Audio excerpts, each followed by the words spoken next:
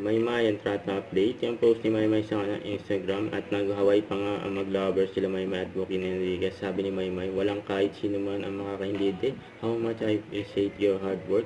Just that always make me feel extra special. Thank you so much for making me realize okay lang para not settled the brave.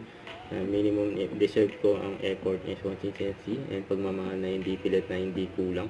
You make love feel safe intentional and genuine. I'm so grateful for you and mahal for your patience and gentleness, kindness and all things, little things you do and higit sa pag nakakala mo.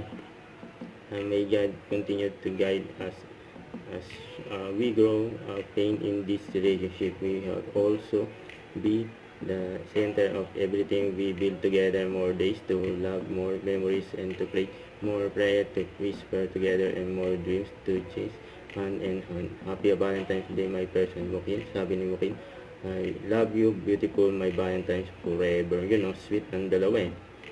So, ito pa yung post ni Joaquin sa kanyang TikTok. Nag-TikTok pa nga sila dyan sa Hawaii. Sabi, surprise my Valentine's to a trip to Hawaii. Happy Valentine's Day to my forever Valentine. I love you, my, you know. Don't forget to subscribe, click the notification bell for my update. This is Feature the Action Live. Stay tuned for more videos. See ya.